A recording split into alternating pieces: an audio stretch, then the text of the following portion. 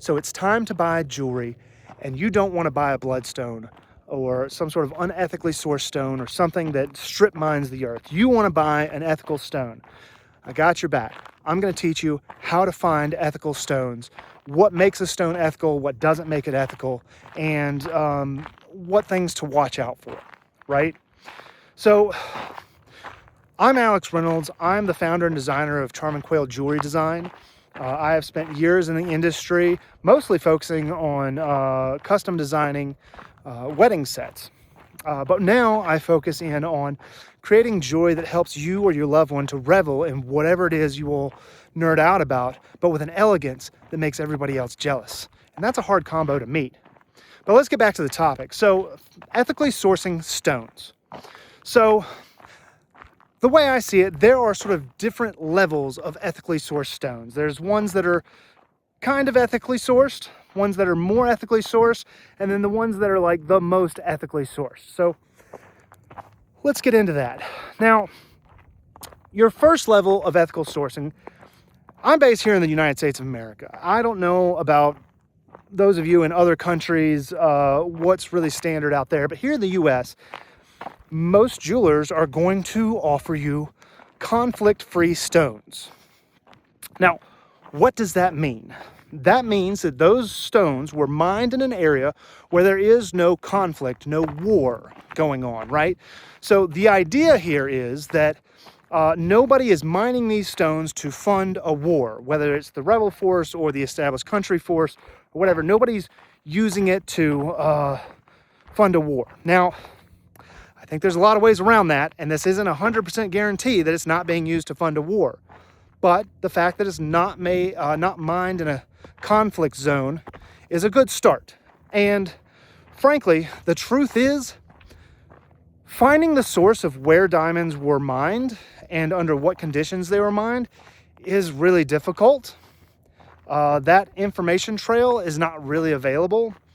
And the fact that they were able to build that much of a trail is somewhat impressive. And honestly, I think part of the reason for that is I don't think that the mining companies really want you to know. And on the other hand, all the businesses down the line aren't really dying for you to know either. While a lot of them would like ethically sourced stones, they know how complicated it can be, and it can be more difficult to sell stones that, you know the truth about how they were mined and stuff. Whereas if it's all kind of murky, it makes it a little bit easier to sell the stones.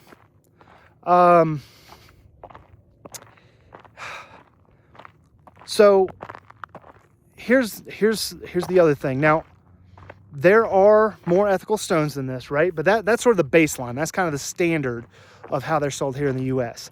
Now, there are companies that are going to tell you that they sell more ethical stones than everybody else, and that they sell stones that are mined in places that are more earth-friendly, the way the mining is. Like, it's not strip mined, right? And the one place that I know that's true is Canada. Canada has a strong reputation. You can buy Canadian diamonds. You will pay a premium for them because they are very verified, more ethical stones, right? But for that premium, yeah, you're getting more ethical stones. Now, other companies that are making this claim, I would be a bit leery. Remember how I was talking about how it is very difficult to verify the ethics of how a stone was mined? I have seen companies that have built an entire brand around this ethics and this more friendly mining. And I've had a client who cross-shopped, when they were shopping with us, they cross-shopped the diamonds with one of these companies that made this claim that all their diamonds, every one that they sold, came from a more earth-friendly mine. And the funny thing is they had very specific taste, and we had sourced a diamond for them that they were kind of comparing it to. And there were a lot of similarities between those diamonds, so much so, really a natural stone can have sort of a fingerprint to it. And it was so close that we decided to dig a little deeper. And we found the stone that they had sourced from the other source. We found at the source that they found it, the business that they found it, we looked it up, what they were offering, and we found that it had a serial number attached to it. You see, sometimes diamonds, once they're graded, if you pay extra, you can get a serial number engraved on the girdle of the stone, something that you and I couldn't see without powerful magnification. But with powerful magnification, you can look at that serial number and identify that that is that specific stone. It is its unique identifier. Well, we went back to our source and looked at the stone that our source was offering, and it also had an identifier number, which turned out to be the exact same number.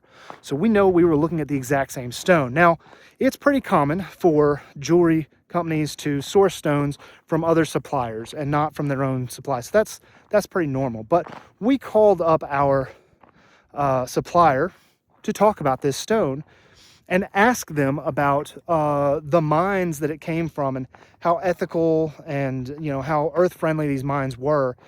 And they were very clear with us that they had no way to verify all that. They could not trace it that far back, which tells us that the other company were making claims that they couldn't verify. So be leery of that. The jewelers that you want to work with are the ones that are willing to admit that there is a lot of complicated nuance to this ethics thing, and it's not simple, clean, and straightforward. So keep that in mind. Pro tip, look for a jeweler who is willing to talk about the complicated nuances of jewelry ethics. Now, I believe I mentioned the Canadian diamonds, right? You can get ethically sourced diamonds from Canada, right? Because we know there's no conflicts in Canada. They're not having rebel wars and stuff. You don't see a lot of the desperate kind of stuff going on in Canada that you see in other parts of the world.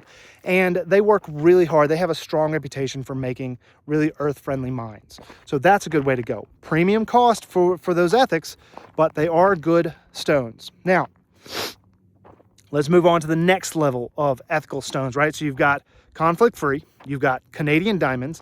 Now let's talk about lab stones, right? So lab stones, I've got a whole video that talks about the difference between natural stones, lab stones, and lab stones or synthetic stones are kind of the same thing, or imitation stones, right?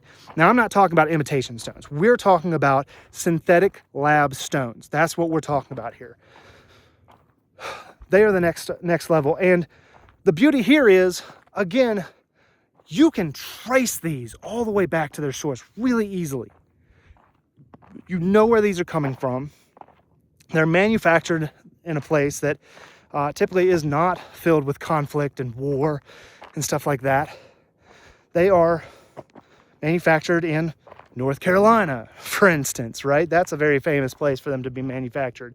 So these become very ethical because they're not stripping the earth, and they're not used in funding wars that I know of, unless something's changed. But there's a catch. This is still not the top, right?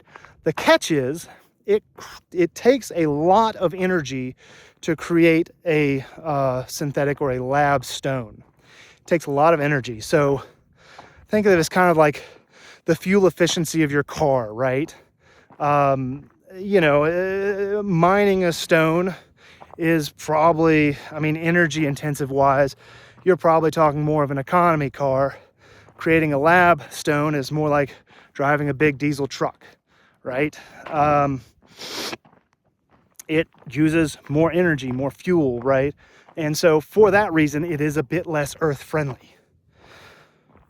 So that's sort of the caveat to lab stones. But this is where I kind of like to hang out.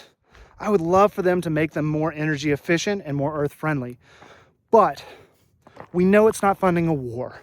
We know nobody's mining it with a gun at their back, right? We know that stuff, and I love that about it. Plus, there's one tier above this that's more ethical, but it becomes more difficult to source and more difficult to design around, right? And this that's one of the reasons that jewelers don't like to get into the nuances of ethics with stones. One, I think lab stones probably have lower profit margins, and two, this next stone is difficult to source and difficult to design around. It can be done, and with custom sets, it's definitely doable, but it's more work. And this is why I probably shouldn't be sharing it with you, but I'm a big believer in honesty, straightforwardness, and truth, right? Like that's where, like, that's so important when it comes to jewelry. It's very important. So the top echelon is pre-worn stones.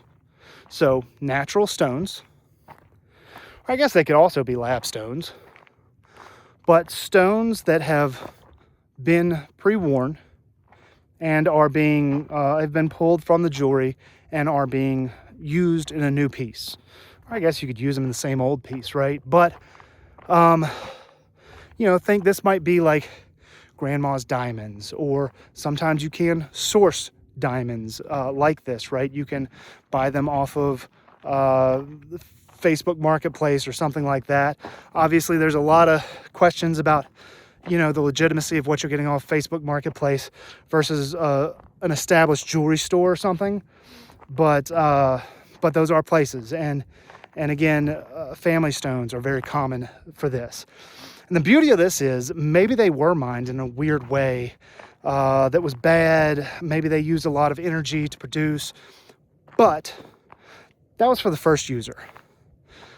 The second user kind of breaks that cycle, and you are now getting one that is not doing any of that because you're giving it a second life rather than buying a stone that does require all of that, right? So you're kind of, that's what makes that the most ethical stone possible. So now, with that said, I think you ought to also try out this video right here about the difference between natural stones, synthetic stones, and imitations. If you like this video, I think you're going to enjoy the deep dive there. So, this is Alex Reynolds, Charming Quail. I'll see you there.